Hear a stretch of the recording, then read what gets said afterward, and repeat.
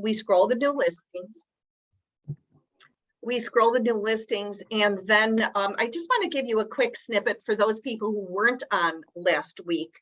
But the goal of this 30 minutes together, 25, 30 minutes together on Monday mornings is to just give you a quick update, give you some timely information on the market, maybe on rates. We have our first priority liaison on with us this morning. So the mortgage industry, things that are happening within the company, education, and we got a lot of input after our first call last week. And we're hoping that you'll join us each and every Monday. And again, the goal is to just have constant communication with you while we sip our coffee to kick off a great week, to kick off an extraordinary week within the Buffalo, Rochester, and surrounding areas market. And again, to just give you a quick snippet, the call is not meant to be an educational seminar. It's not meant to really teach you, anything as far as digging deep into a skill, but we're hoping that something will resonate, an idea, maybe a philosophy, a mindset that you can carry through to the week and have a better week as a result of it. And also know where we stand and where our leadership team from Western New York stands on many issues as it relates to the market and the industry. So we're so delighted to have you on today. I also wanted to let you know that we are so interested in getting your input. So if you have an idea on, anything that you'd like us to touch on, we're certainly willing to do it. And from week to week, it may be a little bit different. For instance, last week, we touched on an overview of the market. We touched on, not only the market, but our leadership team gave us great information as it relates to. Ken did an outstanding job with information on historical rates. And Matt, Kathy, and Lou gave us great information on, what's happening in our local market as compared to what's happening around the country. So we want you to enter the week where you can counsel your buyers and your sellers with good information. And so we're so thrilled to be with you and share, our Monday morning with you each and every week going forward. And we're excited to curl up, on a winter morning and have the same conversation week after week, sharing ideas and thoughts. And we're hoping that you will appreciate it as well. We certainly do appreciate this time with you. Thank you. So we'd like to introduce our new agents who have joined our company. And these are new agents who have joined us pretty much over the last few weeks from our offices in Buffalo, Rochester, Batavia. We see Grand Island, Fairport, Canandaigua, East Aurora, all over Western New York. So welcome to Howard Hanna, each and every one of you. And we wish you the best as you go out into the world and represent real estate at Howard Hanna. With us today and every week, we hope, are the leadership team members. And we have Matthew Whitehead, General Manager from Buffalo. We have Lou Alimo, who is a Vice President and Regional Manager in the Rochester market. Kathy Bianchi, who's a Vice President and Regional Manager in Rochester as well. And Ken Winowski, who is the Vice President of Statewide Sales for First Priority Mortgage. Like I said, last week we discussed the market, historical rates, gave you some information on that. But since we're coming off of our big open house event, we'd like to share some ideas about open house weekend, follow-up, lead incubation, cultivation and conversion of leads, and hopefully trigger an idea for you that's maybe a new idea. Maybe it's something that you used to do that you're going to brush off and possibly, work on again. So what we would like to do is change the format a little bit by chatting with Kathy to talk about open house weekend and to chat with Ken as well about first priority and open houses. But hi, Kathy. Good morning. How are you? I'm great. I'm great. Very excited coming off this weekend. So I'd like to just ask you a few questions, and maybe you can embellish on, some of it and give us some really great ideas on, again, leads. And again, not everyone did an open house. How was the event, Kathy? It was great. Yeah, no, we had over 150 open houses in Western New York. Lot of great advertising. I saw on Facebook and Instagram, everybody was using the marketing materials that were supplied by Howard Hanna for the big event. It really seemed that we got quite a bit of momentum from that. I was very excited to see that. So obviously, you have a lead as an agent from an open or possibly a new listing. So give us some ideas on what you suggest for follow-up on this, because, back in the day, we would do an open house and people would sign in on an open house sheet, and right. Then agents were then responsible, like Sunday night or Monday morning, to try and call these people back to see if there's further interest or to secure them as a potential client or customer. And while many agents still do that, there's a lot of other ideas that an agent can incorporate into their business as well. So can you share with us a little bit about what you think about follow-up? Yeah, I love open houses. I do open house. Well, I used to do open houses all the time.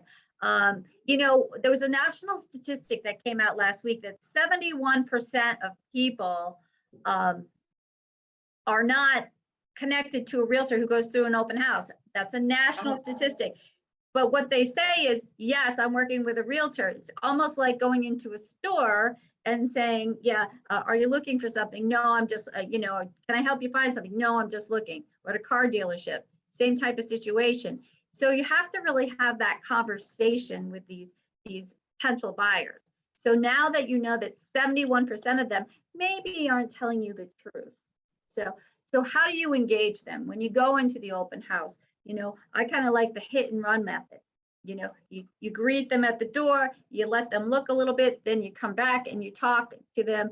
How long have you been looking? What are you doing? And then my way to get them back to the office, because we have great technology, and I'm going to talk about that in a second. But one of the the best way to convert someone is to bring them back to the office right after the open. And the way that I've been able to do that very successfly is I talk to the potential buyers, and one of the things I say is, have you ever had an opportunity to look at a contract? I said, this is a legally binding document, and some agent's going to shove it in your face when you like a property and make you sign it, and you don't know what it says. So listen, if you've got 5 minutes, maybe 15 minutes tops, come back with me to the office. Listen, I don't bite. There's no obligation to work with me. Just come on back. I can be there in 30 minutes or 20 minutes or whatever. And let's go through the contract. No harm, no foul. At least now you have an education and you know what it says. Now, once I get them back to the office, 99% of the time they became my buyers, because you gave them some value. It's about giving value to the prospective buyers so they see that you know what you're doing and that you're going to work hard for them. So when I go to the open house, or I do an open house, I make sure, or if I have one now and somebody's doing it for me, they better be using open and close. And I always use a QR code. Ever since COVID, no touchy, you don't have to bring a computer. All you need is your phone. I put QR codes, I frame them nice, I put them there. That's my sign in, because not only do I get mandatory information like their phone number and email, their email is verified. So they can't write, well, they can write Daffy Duck, but their email is not going to get verified and it might kick it back. And it goes from open to close. 3 hours later, I've got it set up so they get, thank you for coming for my open. If you want more information, if you need any more, please contact me kind of email. I love that follow-up email. That's amazing. Then it rolls into a search through Real Scout.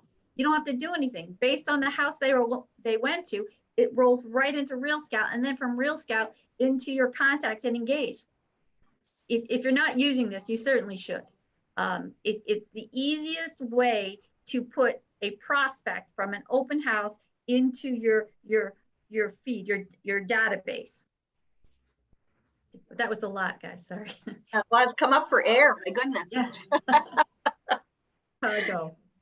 I know. So let's talk about lead incubation, because it's the time of year when, obviously we should all be harvesting, any potential business, because we all know here we are, we're mid-September and, October's right around the corner. And we know that, a lot of our business that we sell in the next 30 days will indeed close by the end of the year. But anything that we do after, I always say after, Halloween, is going to be a 2023, closing. So Yes. as far as, cultivating and incubating these leads, I know some of our agents do use Engage. Some of our agents have their own database programs. So give us some thoughts on, lead incubation. Like, for instance, I was talking to one of the managers and she said, I love that, as soon as they go into Engage, I sign them up to get the monthly newsletter.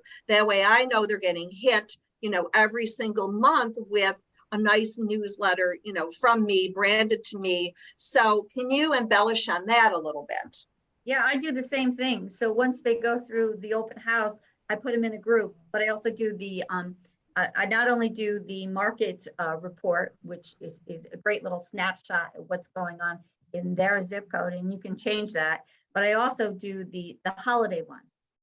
It's this nice little reach out and touch, make sure they know that I haven't forgotten them and I don't want them to forget me. I think with any lead incubation system, you should have a reach out every 4 or 5 weeks. You want to make sure, just like farming an area, these are your potential farm. These are your potential people. And we were talking about before, if that is your listing, you get all those leads from Boost, you get all those emails from Boost, which is another one of our products, our digital marketing. You can take those emails and put them into your Engage and set them up on either the holiday or the market snapshot. What's it called? Market report. Mm-hmm. Those are all great ideas. It's just all about, capturing the potential business. I mean, you gave us a statistic a moment ago of the unrepresented that come through opens or even through Boost. I mean, that is absolutely, for 5 days, the numbers are incredible. Yeah. When an agent gets a new listing and that listing is boosted. The interesting thing that I just found out, because I'm not actually out there practicing every day, is that you can edit that Boost ad. You can go in and you can change it to whatever you'd like the lead language to be on that. So are you seeing, given Boost, are you seeing, really good conversion? And are the agents taking those leads and putting them into a database? Because there's hundreds of potential pieces of business that an agent has in front of them. And as we look to, business planning going into 2023, I would think, to have that database of, and you mentioned groups, talk to me about that, to have that database of grouped potential business. How is that set up for future business and conversion, Kathy? Right now, you have to manually do it and put it into Engage or any other CRM as a group. I was going to say, as far as our Boost success, the average click-through rate is about 1%, and we're averaging about 10% right now on Boost, which is amazing in industry standards, guys. Let's see. Neighborhood news, somebody said. Yes, absolutely. Let's go with neighborhood news. But so not as many agents as we would like are capitalizing on this Boost, on the Boost emails that they're getting. but it's there for them. They have to just look on their dashboard. So every time you get a listing, guys, every single time, you get 5 days of digital marketing, and people are clicking through to see the pictures. Now, they might not be asking for a showing, but they've done some type of engagement in order to collect data from them. I clicked on one the other day, and there was a conversation going that if I didn't click, I wouldn't have known, because I'm not privy. I'm not on that Facebook page, but people were having a conversation about the property. So you really have to open up your Boost profile, or your Boost dashboard rather, and then take those emails, put them into your Engage or some other type of CRM, and have a mass mailing or put them in someplace so you can keep circling around to them. Maybe you put them in for the market report now, and then you switch it over and do something new in January. Great information. So Matthew and Lou, do either of you have anything you want to add on to that? I think Kathy covered just about everything as it relates to follow-up, but did you want to add anything, Matthew? Sure. I think the one thing is just a mindset thing. You know, a lot of times we go to open houses and we're going to be the host. There's a big difference between going to be a host and going to convert. And I think you need to have the mindset of going to convert. You only need one buyer for that property. You're going to behave differently if you go for conversion rather than just going to be a good host. Great. Lou, did you want to add anything? Yeah, I think, Kathy hit on a lot of, areas of an open house, and I think it's still one of the best ways to pick up, opportunities. And, don't forget to work that street. You are now the expert on that street. You've taken the listing, you've done the comps, you know what the neighbors' houses are worth in that area. So ultimately work it and put it on a farming campaign, or, as much information you collect, have a private showing for those neighbors with the agreement from the seller. Great. And sorry. No, go ahead, One of Kathy. our top agents who was getting in the business, her business amped up, Debbie Jacob, amped her business quite quickly. And, I talked to her at one point. I said, how did you go so quickly? She said, well, Kathy, I only have 2 hours at an open house to make money.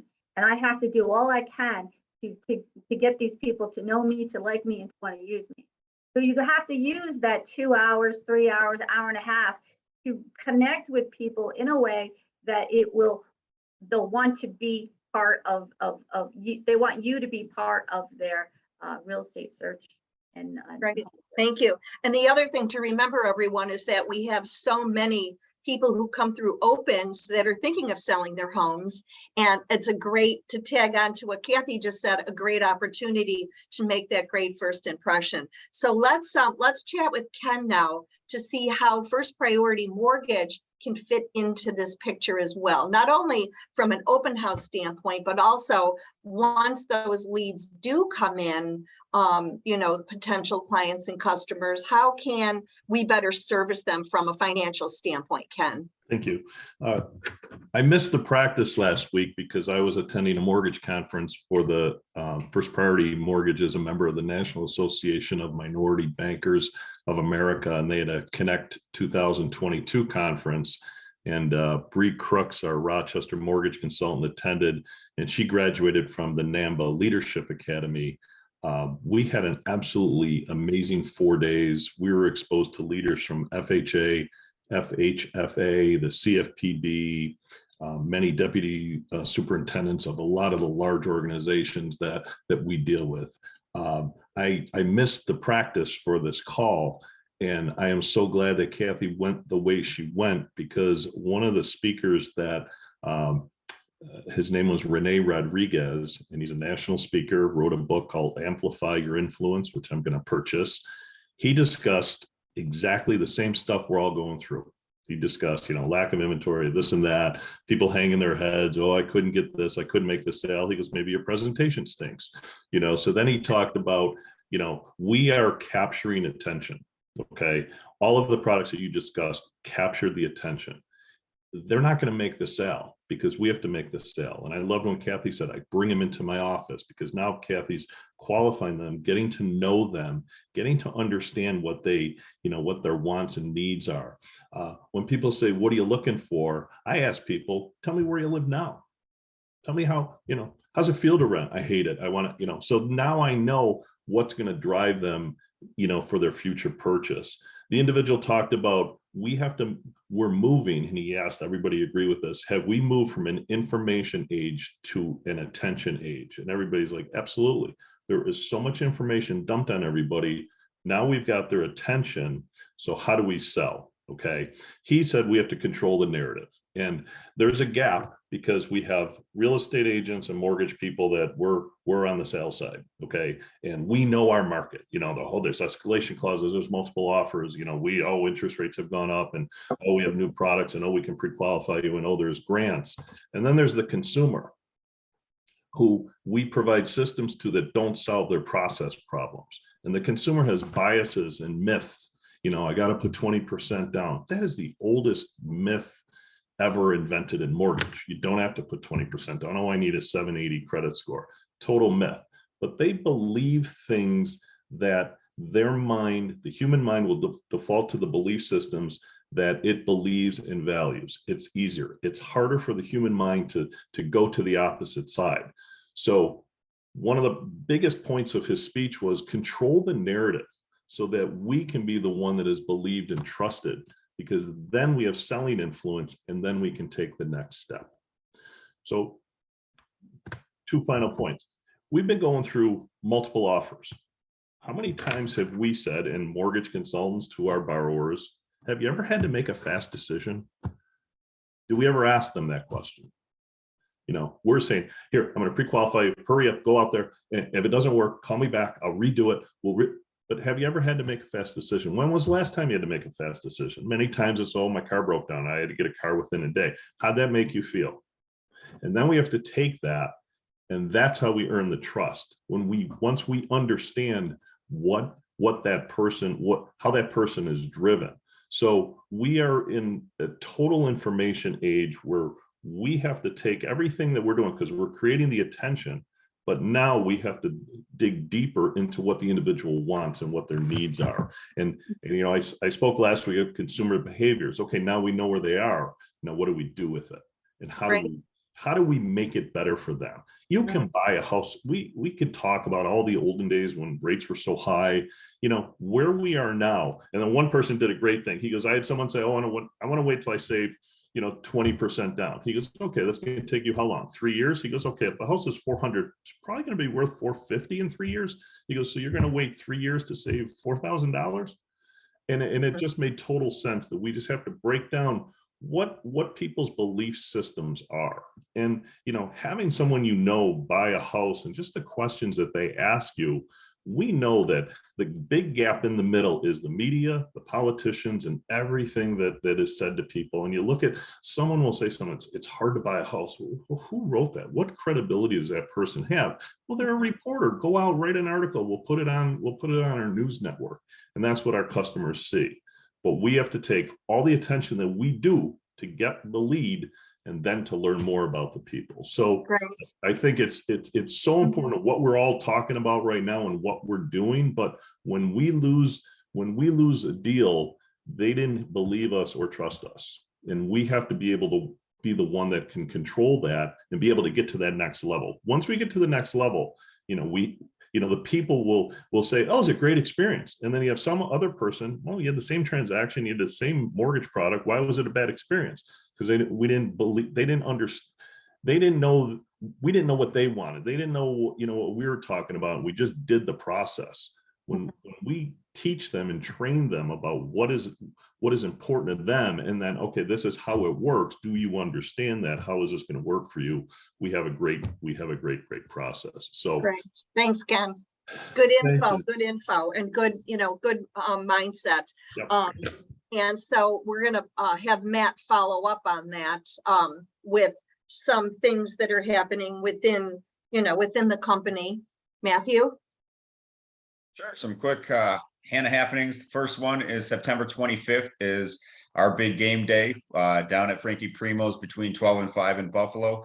So come out and enjoy the Bills squishing the fish as we raise money for Children's Free Care Fund.